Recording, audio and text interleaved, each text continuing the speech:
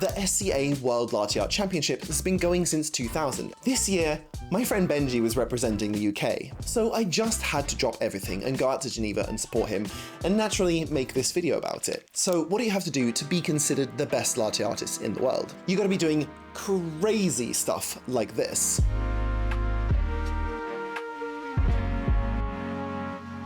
There's so much more to it than just the pouring, but I'll explain as we go along. And Benji didn't even tell a lot of people that he was entering the UK Latte Art Championship, so I didn't hear about it till he won. But then we got serious about getting our boy ready for the Worlds. That is a good setup.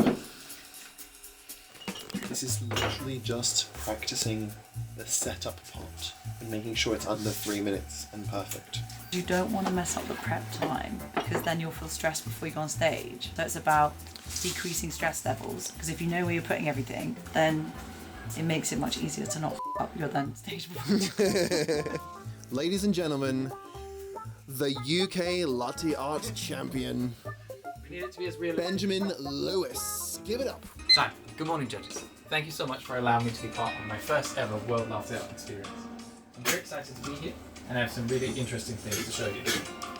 However, I'm also going to be talking about some of my silliest mistakes in latte art competitions. So, I was throwing towels at the side and praying that the judges wouldn't notice. So when it finally came to be my time, I poured a big brand blob and they never got to see this design. What happened? It's just really hard. It's really hard to pour in this espresso. I'm just really struggling to get definition on rosettas. These were thick. Like I tried to steam a bit thicker, which is why like these rosettas aren't amazing, but there's some definition in them because I tried to do it thick, but this is shit. We gotta build this guy up. Yeah. We gotta make him feel like I can do this. You can do this. He can. He absolutely can. He doesn't think this is good enough. That's an actual fish. I could boil that and eat it. Honestly, it takes a lot of talent to like figure out how to pour it so that you're getting this kind of design. That one is for you. Please enjoy. So if we do the wells now, get some prep in, see how it goes. The goal is to get through the first round. That's all I really care about. Yeah. It's going to be hard anyway, but if I can get through the first round. I think you're getting through. Yeah, for sure. I can make bets on it. You're going through the first round. I flew into beautiful, sunny, and slightly uncomfortably hot Geneva and woke up bright and early to get to the World of Coffee where the competitions were happening. World of Coffee is this insane expo where companies show off their new coffee gadgets, machines, roasters, tools, and share more delicious coffees than I think I've ever had in one day. But day one, I was focused on the latte art competition and watched a bunch of competitors before it was Benji's turn. The competition level here is absolutely nuts. I think these guys are all really, really good. I'm actually kind of nervous for Benji to go up on stage against some of these people. So then we got to Ben's routine. As you saw on training day, they also only have 3 minutes to prepare their workspace with all their cups, jugs, milk, towels, and etching tools. It's all taken very seriously. You can't talk to me, you can't say anything, do anything, nothing. Otherwise I get disqualified, so you can't see it. Even right now, he might, so... If I got him disqualified, I would never forgive myself. There are lots of rules about what competitors can and can't do, and they need to use milk containers like a Hario switch or filter dripper so they can show that the milk hasn't been tampered with. In the past, someone has cheated by, instead of using cow's milk, they used buffalo milk, which is much creamier, and so their design came out really, really thick. So we made a rule now that you have to do it all in front of them so they can see that you're using regular milk, regular oat milk for the pours. So that's even that level of intensity. Representing United Kingdom, Ben Lewis. Time. Good morning, judges. Thank you so much for allowing me to be a part of my first ever World Latte Art competition. On the first day, they only have 8 minutes to pour the 2 designs twice each to prove that they can replicate it under pressure. It's actually pretty hard to do some of these complex pours in such little time. On the second pour, they can do etching. The first has to be a free pour design with oat milk, which is pretty hard. For the second shot, he forgot to pull the second shot before while he was doing the pour, and so he had to press the second shot and wait like 20 seconds for the shot to come out, which is a bit frustrating really, like because every second that you go over is 1 point. So he went 8 seconds over. I really hope he gets through to the next round because I think his oat milk one was one of the best ones. He did one of the best Sonics I've seen him pour. I mean, it really could be could be a good one. Let's see. We'll find out later on today. Now, I thought Ben's theme was one of the best of the show. Some other competitors talked about the endangered animals they were pouring or their favourite designs, but Ben's was so memorable, all the little mistakes from the other competitions he's been in over the years, and I could see the judges cracking a smile when he did his knocking over the milk jug on the judges table bit. This was worth quite a few extra points, and one of the things that I have some reservations about at the World Latte Art competition is that all the competitors have to talk about the designs for hospitality points, but they have to do it in English. I think one of the other country's competitors was asked in the post-performance interview what was the hardest thing about preparing for the competition, and he said, learning English. That's a real shame, and I hope they think about a way to make this part of the competition fairer for all the competitors. When the judges are looking at your latte art versus other people's, what are the categories that they're looking for? What are the criteria that they're judging you on? The main ones are contrast. So there's like the sharpness of the white and the brown. The similarity to each other and to the picture is one of the biggest ones. Yeah. So basically you have to be able to show what you're going to do it, and then do it again. And if all of those are identical, that's a very high scoring amount of points. And then overall appeal is the other biggest one. It's quite subjective, but I think that's on purpose because it's an art competition. It is a coffee-based art competition, but generally it's artistic expression. So there has to be some room for that in there. Otherwise, there's stuff like symmetry and successfully achieved level of difficulty. So if you do something really simple and you actually do it, you get good points. If you do something really complicated and you don't achieve it, that's worse. The other one is time. That one you only lose points on, right? Like if you're under 8 minutes, then you're good. And you lose 1 point per second. This feels targeted, but sure. It is quite targeted, Benji. Since you did the best pour of the whole day, by far, the 8 points is going to just put you from first to like 4th or something.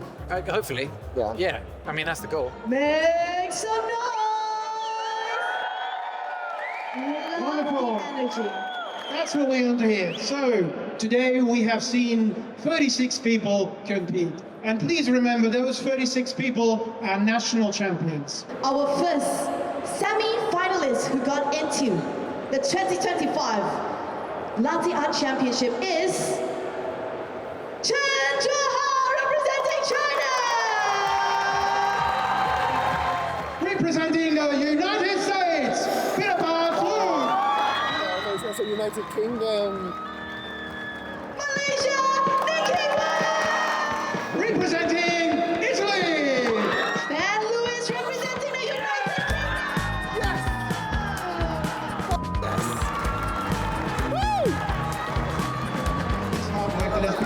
Yes! Thank you very much. Oh my God, amazing. Yes! It's so crazy. You made it! Yeah. We all knew you'd do it, Ben. We all knew you'd do it. So for day 2, the semi-finals were obviously going to be a lot harder. Think about it, only a third of the absolute best competitors in the world got through to the semi-finals, so the skill level is like an order of magnitude higher. On day 2, they have to pour 3 designs, 2 milk pours in the same latte cups and then a smaller macchiato pour into a 180 ml cup. But they also have to do something called art bar. Basically, the competitors have 5 minutes to make their designer pattern, and then they can use as much etching as they want.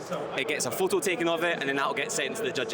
Yeah. So basically, the judges don't actually know which competitor is coffee is which. They're purely basing it off the artistry on the coffee. Right, And they'll that's get awesome. graded on that, and that'll add on to their semi-final points. When count. every point counts, this definitely makes a difference. Okay. That's really good. That's also really good. So art bar went really well, it's worth a lot of points, but the routine is where the pressure is the highest. He hasn't actually like fully filled up the cup and he's out of milk. That's going to lose some points for sure, right? Yeah, I think he's probably quite nervous, and so he's definitely screwed this one up with the level of competition that they're going up against. That's going to count against him quite a lot.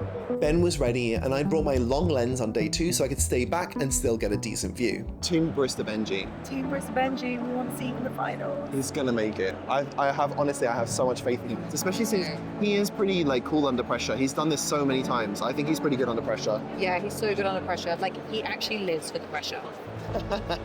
And also, so he just loves being on stage. Yeah. I've never known someone to love being on stage so much. My next design of the day is the lockdown dog. Now, my only real mistake in this was creating a pattern for the 2020 latte art competition, which I'm sure you can understand never actually happened. So, the dog never actually got to be seen. But in its likeness was based off of one of my best friends. One day I surprised her in the cafe with this design, and she lost her mind, to be honest with you. All right, thank you so much for waiting. That is for you. Please enjoy. Thank you so much. Are you excited?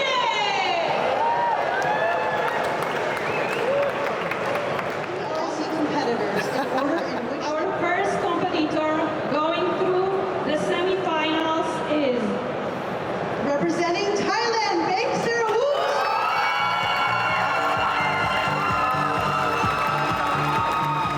Australia, Ming Wang.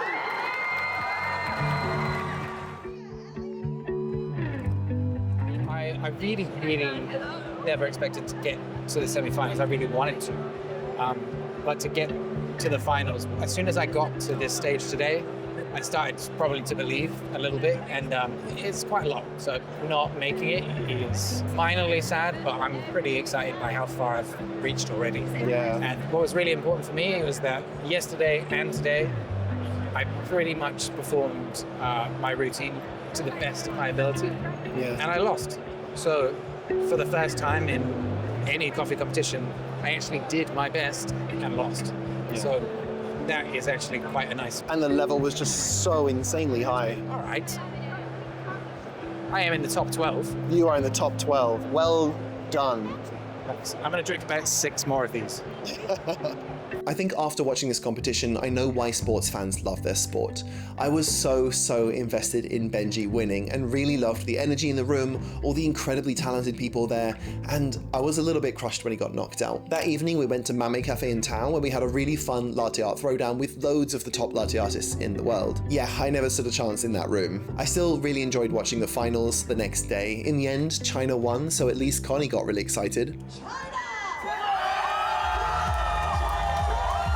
So I decided on the way home that I'm going to train to compete at the UK Latte Art competition next year. It will be hard for sure, but watching the world's got me excited about competing at a higher level, getting as good as I possibly can at latte art, and seeing if a home barista like myself can do well at a national level. Let me know in the comments if you think I'm insane for thinking this would be possible. Like this video, and as always, thank you so much for watching, you wonderfully over-caffeinated people, and I'll see you on the next one.